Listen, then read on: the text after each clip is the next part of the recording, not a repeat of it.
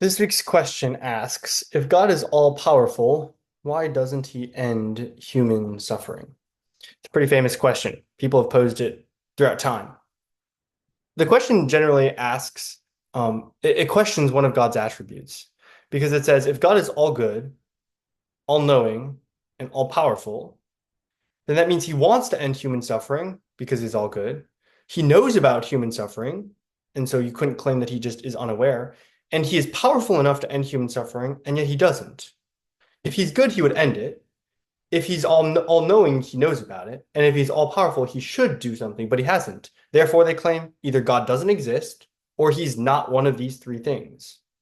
Seems like a pretty powerful argument. A lot of times people will use the cop-out answer of, yeah, but free will. But that doesn't answer the question. That doesn't explain, okay, free will. Does that mean that God is not all good? Does that mean that God is not all knowing? Does that mean God is not all powerful? That doesn't really answer the question. I would attack this argument in two places. First, I would attack this argument in the first place, which is that if God is all good, he would end human suffering. It is not true that good people always want to end all pain. We know that because if a mom allows her child to fall, does that mean that she's not good? Like if her child is trying to walk and walking towards her and she allows the child to fall, does that mean that she's not good?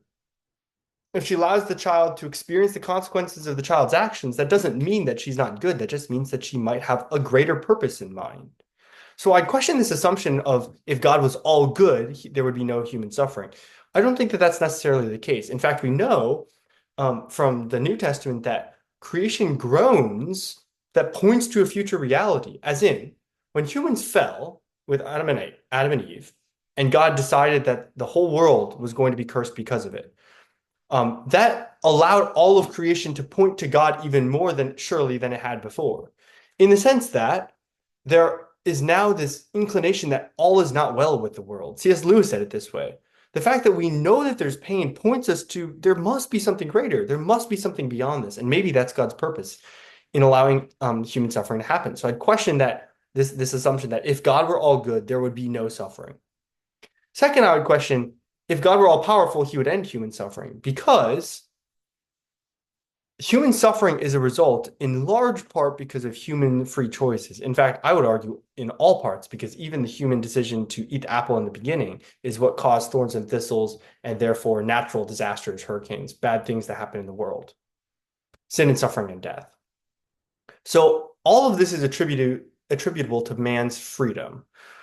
Whether you're a Calvinist or an Arminian, you know that originally Adam and Eve had some amount of free will, and yet they chose to break their relationship with God and sever that in such a way that no longer are they going to have a healthy relationship with God. No longer will they live forever, and now death will enter the world. Now, the argument goes, if God were all powerful, he would not allow human suffering. Free will, God has chosen because free will is necessary for beings to actually love God. He doesn't want robots. Is it possible, question, for there to be free will and yet for people to, sorry, let me say it a different way. Is it possible for people to voluntarily love God and not be allowed to do whatever they want, including harm others? I'll ask that again. Is it possible for people to voluntarily love God and yet be unable to harm others, unable to do what they want? The answer is, of course, no. If you want people to voluntarily love God, then they must be also voluntarily allowed to hate God, hate their neighbor. This doesn't show a deficiency in God. This doesn't show that God is not all powerful. This is just a limitation of what it is to be freedom, to have freedom. It's the same thing with like, could God lie? No, but that doesn't mean he's not all powerful. It's because that would be breaking something within his character. He can't do things that are logically impossible. God can do everything that's logically possible. So God could not make someone who's voluntarily able to love God and yet unable to harm other people because that would be logically impossible. You cannot voluntarily love God and then be unable to voluntarily harm other people. That would be a contradiction. God cannot enter into contradictions, and therefore, God is not able to make you voluntarily love God and not be able to voluntarily harm other people. That's why there's human suffering, because people are people. and God does not want to infringe on our rights. Otherwise, we wouldn't be able to voluntarily love God.